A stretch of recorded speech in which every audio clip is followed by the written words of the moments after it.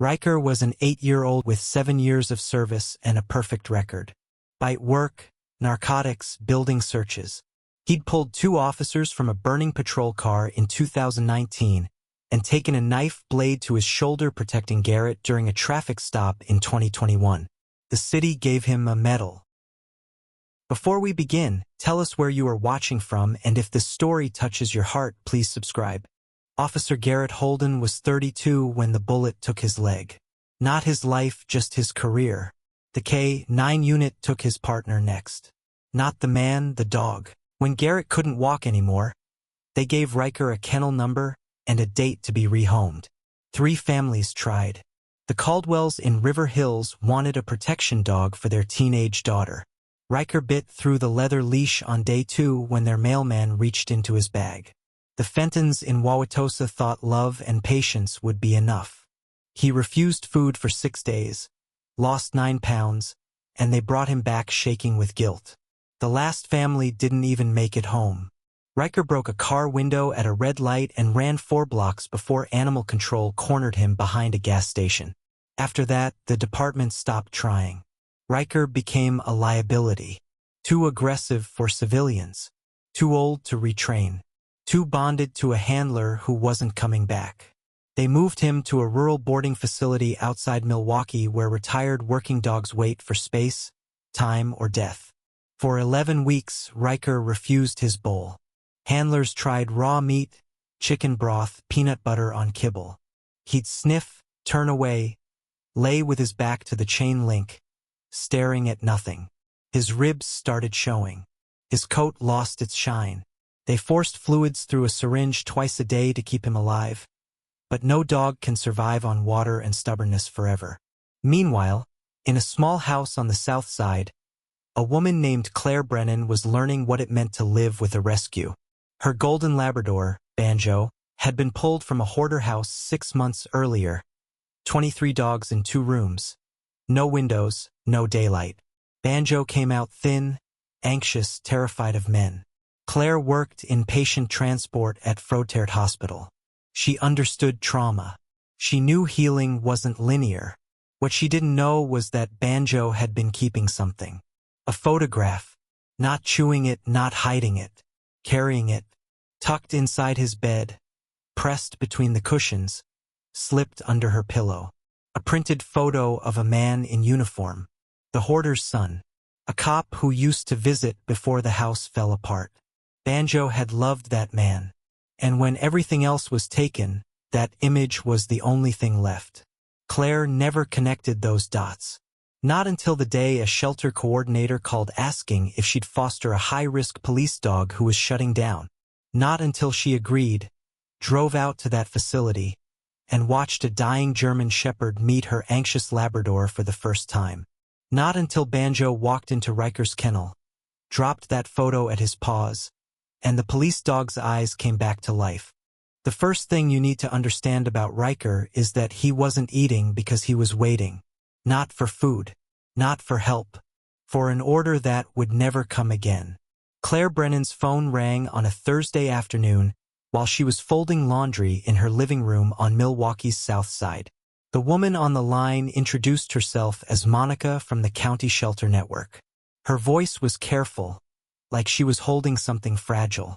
Claire tucked the phone between her shoulder and ear, kept folding. "I'm calling about a foster situation," Monica said. "I need case. Retired police dog, German Shepherd, 8 years old. He's not doing well." Claire paused, a t-shirt half folded in her hands. Her golden Labrador, Banjo, lifted his head from the couch cushion, ears tipped forward like he'd heard his name in the static. "Not doing well how?" Claire asked. "He won't eat," Monica said. "Hasn't touched food in over 70 days. We've kept him alive with fluids, but it's not enough. If he doesn't start eating soon, we're gonna lose him." Claire looked at Banjo. Her rescue Labrador had been home 6 months. Long enough to stop flinching at shadows, but not long enough to trust the mailman. Anxiety still lived in his golden body like a second skeleton. She wasn't sure she had room for another broken dog. "Why me?" she asked. Monica was quiet for a beat. Because your dog understands grief, she said. And this dog needs someone who speaks that language. Claire didn't say yes right away. She told Monica she'd think about it, hung up, and looked at Banjo like he might have answers. Her Labrador stared back with those deep brown eyes that had seen too much before she found him. That night, Claire couldn't sleep. She kept thinking about a dog somewhere refusing to live because the only person who mattered had disappeared. By morning, she called Monica back. The boarding facility sat 30 minutes west of the city, tucked between farmland and a stretch of empty highway. Claire pulled into the gravel lot with Banjo in the back seat. His golden head pressed to the window, breath fogging the glass. The building was low and gray, surrounded by chain-link runs where other dogs paced or slept in the September sun. Monica met them at the door, a clipboard in one hand and wariness in her face. "You sure about this?" she asked, glancing at Banjo. "Your dog's been through a lot." "So has yours," Claire said. Inside, the air smelled like antiseptic and kibble. Rows of kennels stretched down a long hallway, each one holding a dog with a story no one had time to hear. Monica walked Claire past German shepherds, Malinois, a Rottweiler with a missing eye, all working dogs, all waiting. At the end of the hall, Monica stopped in front of the last kennel. Riker was pressed into the far corner, a black and tan shadow against concrete. His ribs showed through his coat. His eyes were open but distant, staring at a point beyond the bars where nothing existed anymore. Claire knelt slowly. Banjo moved beside her, pressing his golden body to her leg. The Labrador didn't bark, didn't pull. He just watched the police dog with an intensity that felt like recognition. He was Officer Garrett Holden's K-9 partner for 7 years, Monica said quietly. Garrett took a round to the femur during a foot pursuit last spring. Shattered bone, nerve damage. He'll never walk a beat again. The department retired Riker 3 weeks later. Claire's chest tightened. Where's Garrett now? Rehab facility in Waukesha. Can't take care of a dog. Riker's been in the system since June. Banjo took a step closer to the kennel. Riker's ears flicked, the first movement Claire had seen from him. The Labrador lowered his head, that soft, submissive posture dogs use when they're trying not to threaten. Riker didn't growl. He just stared at Banjo like he was trying to decide if hope was allowed anymore. Monica unlocked the kennel door. Claire clipped a leash to Riker's collar, the metal harness still carrying his K-9 unit badge. Legs shaking, and followed Claire out into the daylight. In the parking lot, Banjo circled Riker once, nose gentle against the police dog's shoulder. Riker stood frozen, letting the Labrador check him over. When they loaded into the car, Riker took the back seat without resistance, his body pressed to the far door, eyes locked on the road ahead like he was still on patrol, still waiting for the command to move. At home, Claire set up a crate in the living room with a soft blanket and a bowl of water. She filled a second bowl with high-protein kibble and set it just inside the crate door. Riker walked in, circled twice, and lay down with his back to the food. Banjo sat a few feet away, golden body calm, watching the police dog ignore what should have kept him alive. The first 3 days were silent. Riker didn't eat. He barely drank. He moved from the crate to the backyard and back again like a machine running on the last drops of fuel. Banjo followed him everywhere, a golden shadow that refused to let the German shepherd disappear into his grief alone. Claire tried everything: wet food, dry food, chicken and rice, ground beef mixed with pumpkin. She knelt beside Riker's crate, speaking softly, offering pieces of turkey from her hand. The police dog would sniff once, then turn his head away, eyes distant, jaw tight. On the 4th morning, Claire found Banjo doing something strange. The Labrador was in her bedroom, nosing through the basket where she kept old mail and receipts.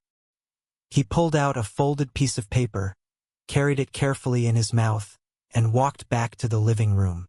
Claire followed, confused. Banjo dropped the paper at Riker's crate, then sat back, waiting. It was a photograph. printed on regular copy paper, edges worn from being carried.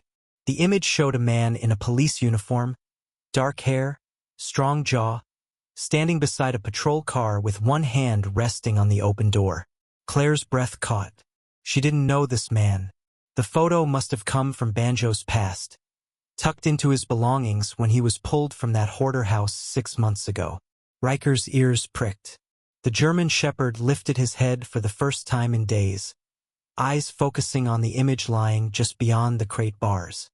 He stood slowly, body trembling, and stepped forward until his nose touched the paper. For 10 full seconds, Riker stared at that photograph. His tail moved once, a small, uncertain wag. Then he looked up at Banjo, something breaking loose in his chest, and the Labrador moved closer, pressing his golden head against the bars as if to say, "I know. I remember too." Claire watched the police dog turn back to the photo, lower his nose, and breathe in deep like he could pull the man's scent from ink and paper. When Riker finally backed away, he moved to his food bowl and took one slow, careful bite. That night, Riker ate half his dinner. By the next morning, he finished the whole bowl. Over the following weeks, the photograph became a ritual. Every morning, Banjo would carry it from wherever he'd hidden it overnight and place it near Riker's crate. The German shepherd would touch it with his nose, stare at the image for a long moment, then turn to his food and eat. Claire started asking questions. She called the shelter, tracked down the hoarder case files, found a name attached to Banjo's intake report. Officer Garrett Holden, the same man in the photograph, the same handler who had lost Riker. It turned out Garrett used to visit his mother at that house before everything collapsed. Before the hoarding got bad, before the intervention, before Banjo and 22 other dogs were pulled from rooms filled with waste and neglect. Garrett had been kind to the dogs. Banjo remembered, and somehow, through all the chaos and fear, Banjo had kept that photo, carried it from the hoarder house to the shelter to Claire's home, holding on to the memory of a man who had shown him what kindness looked like in uniform. Now that same photo was saving the man's dog. Claire made a decision. She called the rehab center in Waukesha and asked if Officer Garrett Holden was allowed visitors. The woman on the phone hesitated, asked why. Claire explained about Riker, about the photograph, about a golden Labrador who somehow understood what the police dog needed most. The woman was quiet for a long moment. Then she said, "He asks about Riker every day." 2 weeks later, Claire loaded both dogs into her car and drove 40 minutes northwest to a low brick building surrounded by trees turning gold with October light. Inside the facility's visiting room, Garrett Holden sat in a wheelchair near the window, one leg stretched out in a brace, eyes shadowed with the kind of tired that doesn't come from lack of sleep. When the door opened and Riker walked in, still thin but steady, the police dog froze. His ears shot forward, his whole body went rigid. Garrett leaned forward in his chair, hands gripping the armrests, mouth opening but no sound coming out. Riker moved. Not fast, not the way he used to move on patrol. Just forward, one deliberate step at a time, until his nose pressed against Garrett's knee and the man's hand found the thick fur at the dog's neck. For a long time, neither of them moved. Garrett bent his head, pressing his face into Riker's shoulder, and the German shepherd stood solid, letting his handler hold on.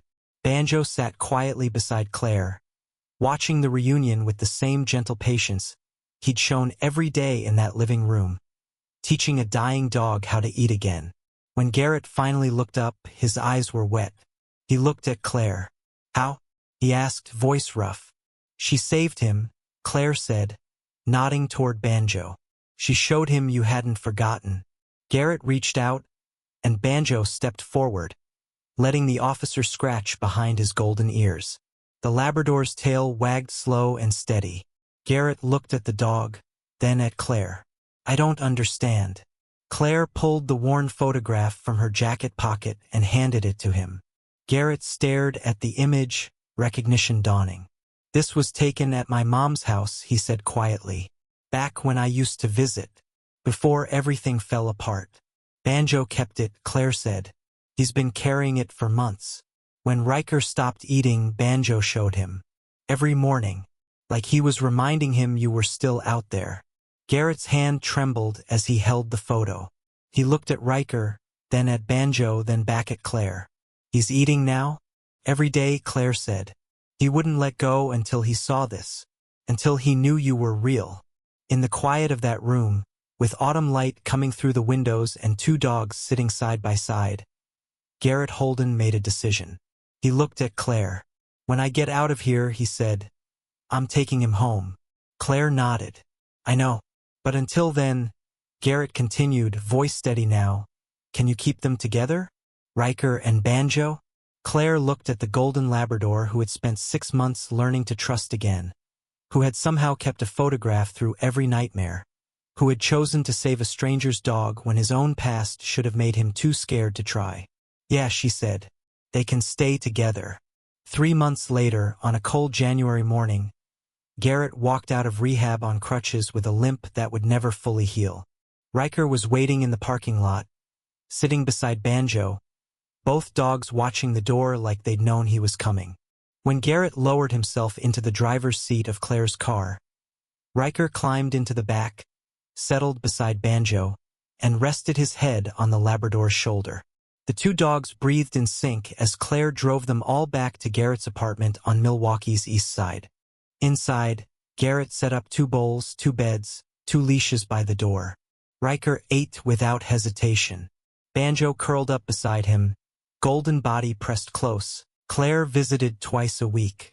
She brought groceries, helped with physical therapy exercises, watched Garrett learn to move through the world with a body that wouldn't let him be a cop anymore, but could still take care of 2 dogs who had learned what loyalty really meant. The photograph stayed taped to Garrett's fridge. Some days he'd catch Riker staring at it, ears forward, like he was checking to make sure the man in the picture still matched the man standing beside him. And every time, Banjo would walk over, press his nose to Riker's shoulder, and remind him that some things you carry aren't meant to weigh you down. They're meant to bring you home. If you're watching this and you've ever loved a dog, you know they don't forget. They don't let go. They carry pieces of the people who mattered, even when those people disappear. Riker was dying because he thought his handler was gone forever. Banjo saved him with a photograph and a kind of courage that doesn't bark or bite, just shows up every single day and refuses to let grief have the last word. There are dogs in shelters right now, police dogs, military dogs, working dogs who gave everything and got left behind when their bodies couldn't serve anymore.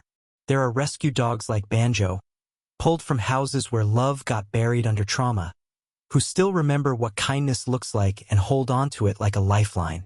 Share this story so more people see them, so more Rikers get a second chance, so more Banjos find someone who understands that what they're carrying isn't broken. It's proof they survived. Together, we turn rescue into something that doesn't just save dogs. It saves the people who need them most.